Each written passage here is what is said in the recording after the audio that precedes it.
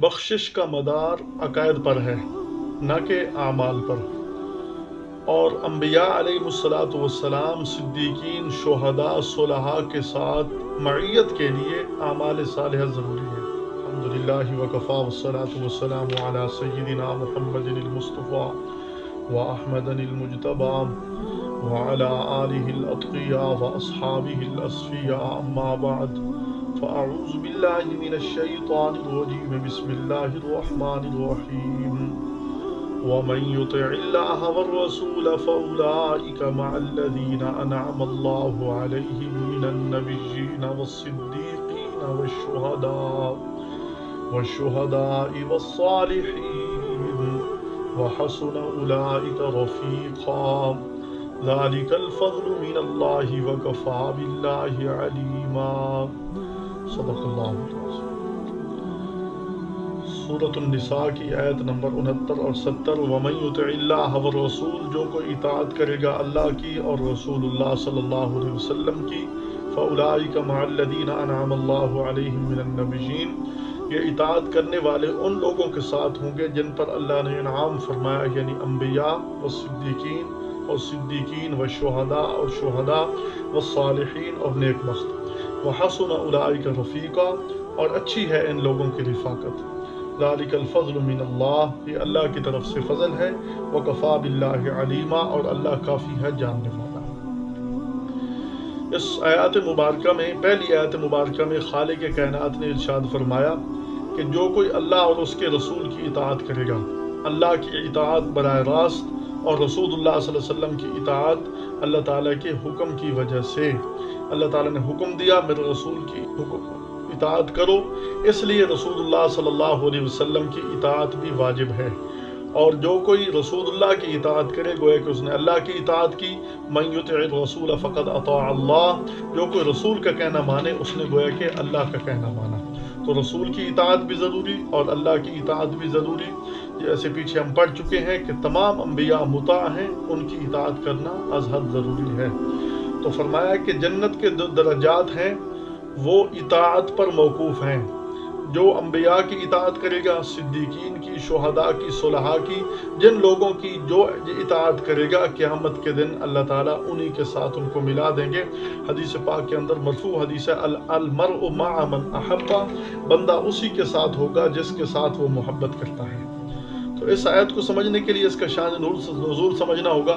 سیدہ صدیقہ عائشہ رضی اللہ عنہا ارشاد فرماتی ہیں، ایک روز ایک صحابی رسول آپ صلی اللہ علیہ وسلم کی خدمت میں حاضر ہوئے اور عرض کرنے لگے، یا رسول اللہ صلی اللہ علیہ وسلم، میرے دل میں آپ کی محبت اپنی جان سے بھی زیادہ ہے، اپنی بیوی سے بھی، اولاد سے بھی، اور بعض اوقات میں گھر میں بے چین ہو جاتا ہوں، پھر سب کو چھوڑ کر آپ کی طرف آ جاتا ہوں، اور اگر آپ کے پاس نہ ہوں تو مجھے سکون نہیں آتا، آپ کے پاس آتا ہوں میرے دل کو سکون آ جاتا ہے، مجھے قرار آ جاتا ہے، مجھے راحت مل جاتی ہے۔ اور اگر آپ دنیا سے چلے جائیں یا میں چلا جاؤں، پھر آخرت میں آپ تو انبیاء کے درجے پر ہوں گے، آپ تو اعلیٰ منصب پر ہوں گے، آپ تو انبیاء کی صف میں ہوں گے، اور مجھے پتہ نہیں جنت میں جانا ہوگا یا نہیں۔ نبی کے بارے میں تو کنفرم ہے کہ وہ بخشے ہوئے ہیں، لیکن مجھے تو پتہ نہیں کہ میں جنت میں جاؤں گا یا نہیں۔ اگر جاؤں گا تو آپ کے درجات میں مجھے کیسے وہاں ملاقات کی شرف ہوگا، کیسے آپ کے ساتھ ملوں گا، مجھے دنیا میں سکون نہیں آتا۔ جنت میں مجھے صحابہ کرام کیسے سوال کیا کرتے تھے، کیسے آپ صلی اللہ علیہ وسلم سے محبت کیا کرتے تھے۔ تو ارشاد فرمایا، خاموش ہو گئے آپ صلی اللہ علیہ وسلم، خاموش ہو گئے۔ اللہ تعالیٰ نے یہ آیت نازل فرمائی، وَمَن يُطِعِ اللَّهَ وَالرَّسُولَ فَأُولَئِكَ مَعَ الَّذِينَ أَنْعَمَ اللَّهُ عَلَيْهِم مِّنَ النَّبِيِّينَ وَالصِّدِّيقِينَ وَالشُّهَدَاءِ وَالصَّالِحِينَ۔ جو کوئی اللہ اور اس کے رسول کی اطاعت کرے گا تو وہ انہی لوگوں کے ساتھ ہوگا جن کے راہ پر چلے گا۔ تو اطاعت جنت کے اندر اطاعت کی وجہ سے، اعمال کی وجہ سے ان لوگوں کی معیت نصیب ہوگی، عقائد کی وجہ سے بخشش ہوگی۔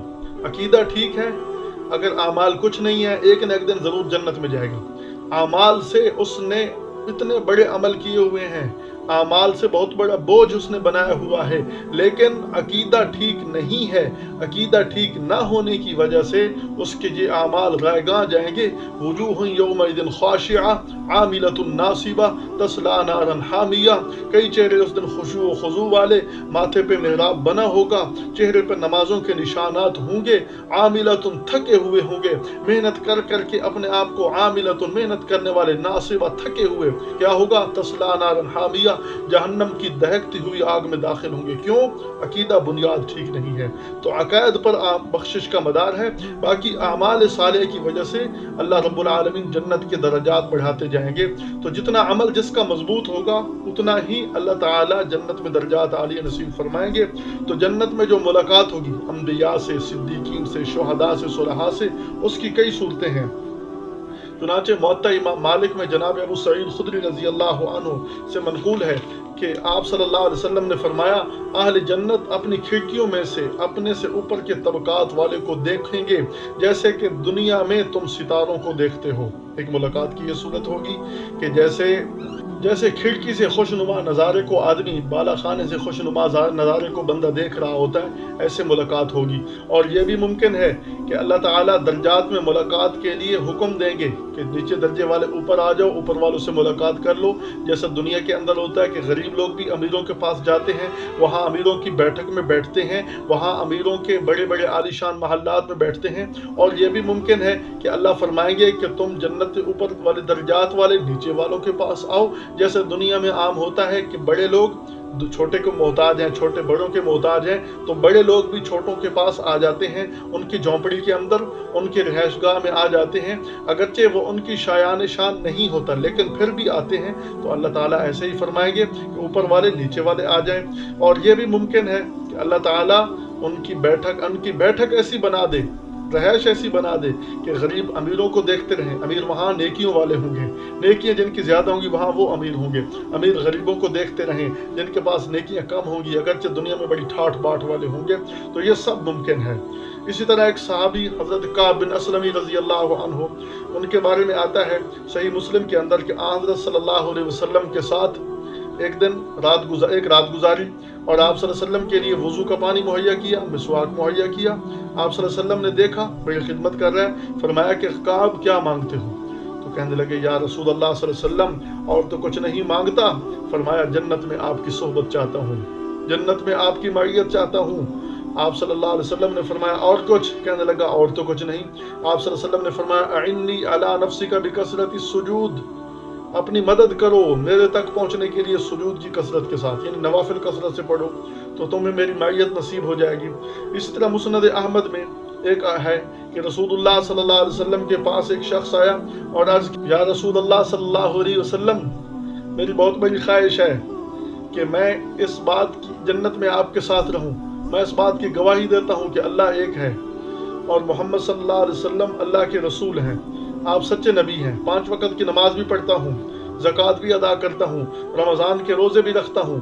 یہ سن کر آپ صلی اللہ علیہ وسلم نے فرمایا جو شخص اس حالت میں مر جائے وہ جنت میں انبیاء، صدیقین، شہداء کے ساتھ ہوگا، بشرط یہ کہ والدین کی نافرمانی نہ کرے. تو ان لوگوں کو بھی انبیاء، صلحاء، شہداء کی معیت نصیب ہوگی. اسی طرح حدیث پاک میں فرمایا گیا التاجر الصدوق الامین مع النبیین والصدیقین والشہداء، امانت دار وپاری، سچا امانت دار وپاری قیامت کے دن وہ انبیاء، صدیقین اور شہداء کے ساتھ ہوگا. تو فرمایا کہ یہ ان کے ساتھ کیوں ہوگا؟ کیونکہ انہوں نے ان کی صفات اپنائی، ان کے اعمال اپنائے. تو معلوم ہوا کہ جنت میں قرب کی شرط ان کے اعمال ہیں، ان سے محبت ہے.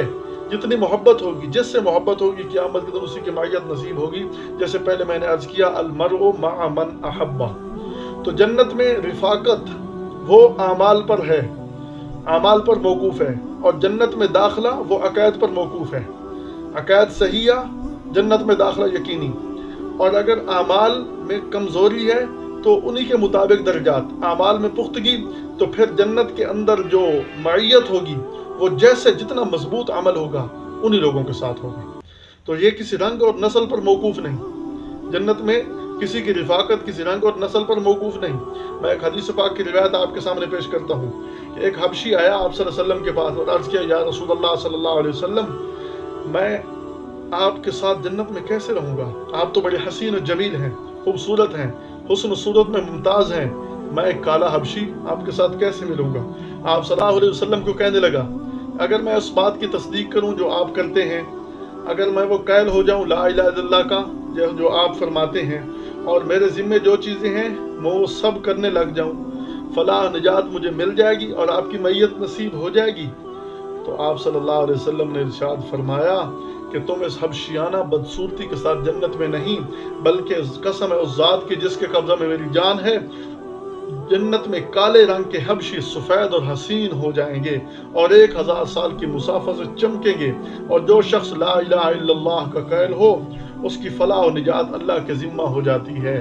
اور جو بندہ سبحان اللہ و بحمدہ سبحان اللہ العظیم پڑھتا ہے، سبحان اللہ و بحمدہ پڑھتا ہے، اس کے نامہ اعمال میں 1,00,000 سے زائد، بعض نے 1,24,000 نیکی لکھی ہیں، اس کے نامہ اعمال میں درج کر دی جاتی ہیں۔ تو بہرحال آپ صلی اللہ علیہ وسلم کی میت چاہتے ہیں تو آپ صلی اللہ علیہ وسلم کے اعمال اختیار کرنے ہوں گے۔ تو یہ سن کر ایک صحابی عرض کرنے لگے کہ سبحان اللہ و بحمدہ پر اتنی لیکن ایک ملی ہیں، پھر اللہ تعالیٰ کے دربار میں بڑی سخاوت ہے، پھر تو کوئی جہنم میں جائے گا ہی نہیں۔ آپ صلی اللہ علیہ وسلم نے فرمایا جب نیکیاں انسان کے اعمال میں جو درج ہوں گی، وہ نیکیاں جب اللہ تعالیٰ کی نعمتوں کے مقابلے میں آئیں گی تو بہت کم پڑ جائیں گی، اس لیے نعمتوں کے مقابلے میں آپ اپنی اعمال کو مضبوط کرو، آپ اپنی نیکیاں اور بڑھاتے جاؤ، وہاں نیکیوں کی بہت زیادہ ضرورت پڑے گی۔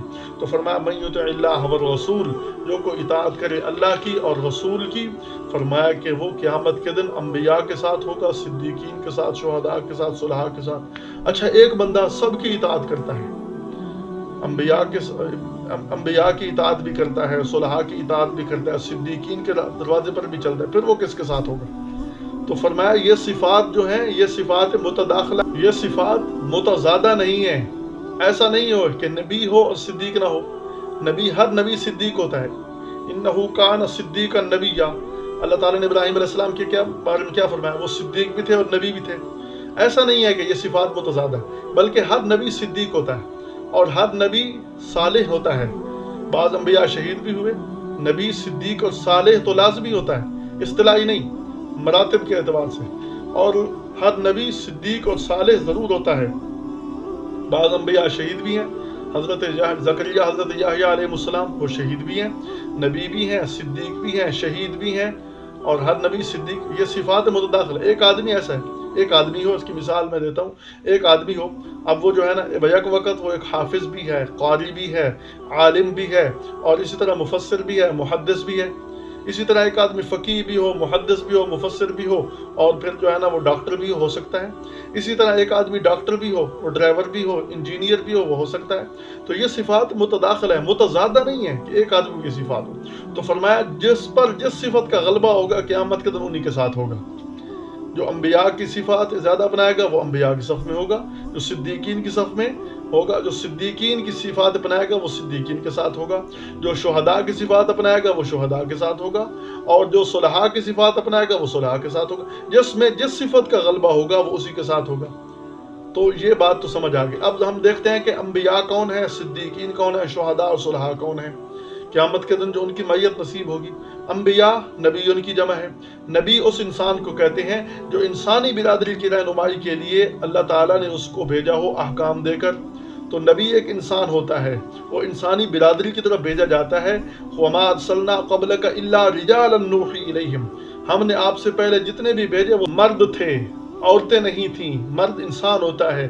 تو اللہ تعالیٰ نے انسان کو مبعوث فرمایا، تو یہ انسان اللہ تعالیٰ کی محبوب مخلوق ہے، اس لیے اس نے اپنی محبوب ترین انبیاء علیہ السلام انسانوں میں سے پیدا فرمایا، اور عام انسان نہیں ہوتا۔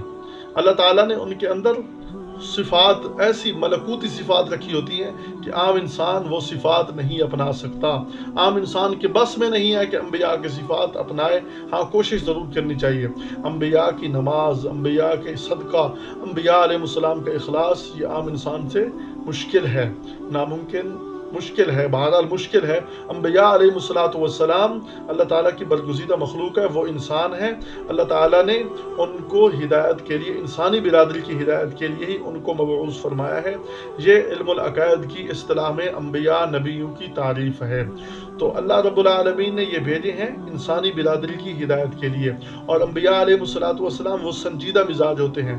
ऐसा नहीं है जो बात वो गुस्से में करें वो भी काबिल अमल है, जो बात हंसी मजाक में करें वो भी काबिल अमल है। ऐसा नहीं है कि जैसे आम जज और आम काजी अगर गुस्से में फैसला करे उसको मना किया गया, गुस्से में आप फैसला ना करो। अगर वो शराब पी कर बैठा वो फैसला ना करो, वो नशे की हालत में धुत है। लेकिन अम्बिया तो इन बीमारियों से दूर होते हैं। अम्बिया अलैहिस्सलातु वस्सलाम उनको अगर गुस्सा भी है तब भी उनकी बात काबिल अमल है। अगर वो मजाक की हालत में हो तब भी वो संजीदा होते हैं। ऐसा नहीं होता कि लोग उनकी बात का तान और मजाक उड़ाएं। वो अम्बिया हैं, अल्लाह ताला की मासूम मखलूक हैं। अल्लाह ताला उनसे गुनाह होने नहीं देता, गुनाह होने नहीं देता। अल्लाह ताला उनकी हिफाजत फरमाते हैं। तो ये अम्बिया हैं और इनका हर कौल हर अमल वो बिल्कुल अल्लाह ताला की तरफ से इल्मी और अल्लाह ताला की तरफ से तहकीकी होता है। ऐसा नहीं होता कि वो कहीं भूल कर या कहीं जो है ना वो खता का शिकार हो जाए और उसी भूल और खता पर बाकी रहें, ऐसा नहीं हो सकता। तो उनकी हर बात काबिल अमल है। और दूसरा नंबर सिद्दीकीन है। सिद्दीकीन अम्बिया के मर्तबे के करीब करीब हैं, अम्बिया के मर्तबे के करीब करीब हैं। इसकी मिसाल आप यूँ समझ लें कि नबी गोया के अल्लाह ताला के जो ताल्लुक़ है, अल्लाह ताला के हाँ उनका जो मकाम और मर्तबा है वो नबी गोया के करीब से मुशाहिदा कर रहा है। यानी अल्लाह ताला के हाँ मर्तबे के एतबार से, दराजात के एतबार से, अल्लाह ताला के हाँ कुर्ब के एतबार से जो अम्बिया का मकाम है वो सबसे आला है। गोया कि वो एक चीज़ को करीब से देख रहे हैं और सिद्दीक उसी चीज़ को गोया के दूर से देख रहा है। हदीस पाक के अंदर आया है कि एक आदमी सच बोलते बोलते क़यामत के अल्लाह के यहाँ वो सच्चा लिखा जाता है। हदीस पाक में एक आदमी हमेशा सच बोलते बोलते अल्लाह के यहाँ सिद्दीकीन में शुमार हो जाता है। इसी तरह एक आदमी झूठ बोलते बोलते अल्लाह के यहाँ वो काज़िब लोगों में शुमार हो जाता है।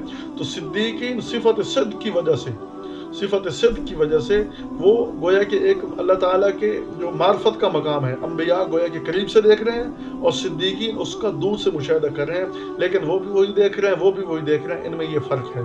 तो अम्बिया और सिद्दीकीन के साथ होगा। तीसरे नंबर पर शुहदा हैं। शहीद का मायना वैसे गवाह होता है, गवाह हाजिर मौजूद जो देखने वाला हो। आजकल जो अदालतों में गवाह होते हैं वो गवाह बराए नाम होते हैं, वो गवाही उनको पढ़ाई जाती है।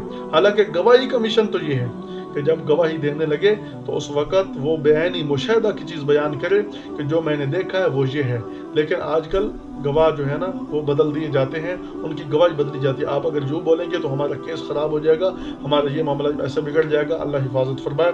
तो शुहदा शहीद वो होता है जो अपने मकसूद को दलाल और बराहीन से मानता है, जो अपने मकसूद को दलाल और बराहीन के ज़रिए जानते हैं, मुशाहिदा के ज़रिए नहीं। अम्बिया तो करीब से मुशाहिदा कर रहे हैं, सिद्दीकीन दूर से मुशाहिदा कर रहे हैं। लेकिन जो शुहदा हैं वो दलाल और बराहीन से अपने मकसूद को जानते हैं। दलाल और बराहीन से उनके पास इतने मजबूत दलाल होते हैं कि दलाल की वजह से उनका जो मौक़िफ़ होता है, मसलन कोई नमाज पढ़नी है, अब उनका मौक़िफ़ है लेकिन उनके पास इतने मजबूत दलाल हैं कि वो नमाज पर अपनी दलील रखते हैं, नमाज की कितनी रकात है उन पर दलाल रखते हैं, नमाज के अंदर कौन कौन सी चीज़ पढ़नी है उस पर वो दलाल रखते हैं। ये शुहदा कहलाते हैं। अपने मकसूद को दलाल और बराहीन से जानते हैं। और सुलहा अपने मकसूद को वो दलाल और बराहीन से नहीं बल्कि तकलीद और इत्तिबा के ज़रिए जानते हैं, पहचानते हैं, तकलीद और इत्तिबा के ज़रिए। मसलन नमाज पढ़नी है, अब मैंने देखा तकलीद अपने उस्ताद को, वो बड़े नेक आदमी थे, उनको देखा नमाज पढ़ते हुए वो कैसे अल्लाह अकबर कर रहे थे, कहाँ पर हाथ बांध रहे थे, कैसे वो हाथ खोल रहे थे, कैसे वो रकू तस्बीहात कर रहे थे। तो अपने मकसूद को वो दलाल से नहीं, बराहीन से नहीं बल्कि तकलीद और इत्तिबा के ज़रिए पहचानते हैं। ये लोग सुलहा कहलाते हैं। तो गोया कि वो भी मकसूद तक पहुँचे हुए। तो फरमाया जो लोग अल्लाह और उसके रसूल की इताअत करेगा क़यामत के दिन अम्बिया के साथ होगा, सिद्दीकीन के साथ होगा, शुहदा के साथ होगा, सुलहा के साथ होगा। वहसुना उलाइका रफ़ीक़ा, और क्या ही अच्छी इन लोगों की रिफ़ाक़त है, क्या ही अच्छी है इन लोगों की सोहबत, उन लोगों की सोहबत में होगा। ज़ालिकल फ़ज़्लु मिनल्लाह, और ये अल्लाह के फ़ज़ल से वहाँ पहुँचना होगा। वकफ़ा बिल्लाहि अलीमा, और अल्लाह सब कुछ जानने वाला है। ऐसा नहीं है कि कोई बंदा नेकियां करके घमंड करे कि मेरे पास इतनी नेकियां मैं बच जाऊंगा, ऐसा नहीं है। बल्कि वहाँ बख्शिश भी अल्लाह के फजल فضل اور اس کی مہربانی سے ہوگی۔ نیکیاں سبب بن جائیں گی، نیکیاں کرتے رہو، یہ سبب بن جائیں گی، لیکن جب اللہ کی نعمتیں مقابلے میں آئیں گی تو نیکیاں کوئی حیثیت نہیں رکھتی۔ تو اللہ تعالیٰ کی ایک ایک نعمت کی قیمت انسان ادا نہیں کر سکتا، وہاں اللہ کے فضل اور اس کی مہربانی سے فضل طلب کرنا چاہیے، اللہ تعالیٰ سے نیکیاں کر کے ڈرتے رہنا چاہیے کہ کہیں ایسا نہ ہو کہ میری نیکیاں ریجیکٹ کر کے میرے منہ پر نہ مار دی جائیں۔ اللہ تعالیٰ ہمیں قرآن و سنت کو سمجھ کر عمل کی توفیق عطا فرمائے۔ وما توفیقنا الا باللہ۔